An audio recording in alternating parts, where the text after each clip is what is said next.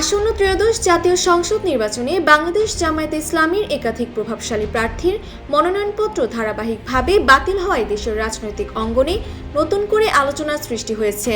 বিভিন্ন আসনে দলটির হেভিওয়েট হিসেবে পরিচিত প্রার্থীদের প্রাথমিক অযোগ্যতা নির্বাচনী মাঠে জামায়াতের জন্য বড় ধরনের ধাক্কা বলে মনে করছেন সংশ্লিষ্টরা। তথ্যমতে রিটার্নিং কর্মকর্তারা আইনগত ও প্রক্রিয়াগত বিভিন্ন ত্রুটি দেখিয়ে এসব মনোনয়নপত্র বাতিল করেছেন। বাতিল হওয়া উল্লেখযোগ্য প্রার্থীদের মধ্যে রয়েছেন এইচ.এম. হামিদুর রহমান আজাদ, কক্সবাজার 2, ডক্টর মোসলেউদ্দিন, যশোর 2, আব্দুল হক, ঢাকা 2, মাজেদুর রহমান মাজেদ, গাইবান্ধা 1, ইউসুফ হাকিম সোহেল, কুমিল্লা 3, মাহবুবুল আলম সালেহী, কুড়িগ্রাম 3।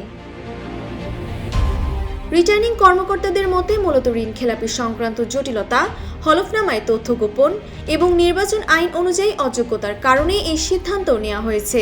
জীবন অবাক না করলে কে করবে? 28% মিল্ক ফ্যাটের অবাক করার সাথে ফ্রেশ মিল্ক পাউডার। জীবন অবাক করুক প্রতিদিন। তবে নির্বাচন কমিশন স্পষ্ট করে বলেছেন যে এটি একটি নিয়মিত প্রশাসনিক প্রক্রিয়া এবং এখানে কোনো দল বা ব্যক্তিকে বিশেষ সুবিধা দেওয়ার সুযোগ নেই।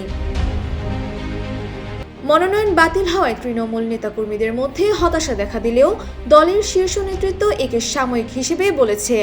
জামায়াতের কেন্দ্রীয় সহকারী সেক্রেটারি জেনারেল অ্যাডভোকেট এহসানুল মাহবুব জুবায়ের বলেন, প্রয়োজনীয় কাগজপত্রের ঘাটতি বা তথ্যগত ভুলের কারণে এমনটি হতে পারে। আমরা আপিল প্রক্রিয়ার মাধ্যমে প্রার্থিতা ফিরে পাওয়ার ব্যাপারে শতভাগ আশাবাদী। প্রভাবশালী প্রার্থীদের অনুপস্থিতি দলটির আসনভিত্তিক শক্তিকে নেতিবাচক প্রভাব ফেলছে। ডেস্ক রিপোর্ট, জয় জয় দিন।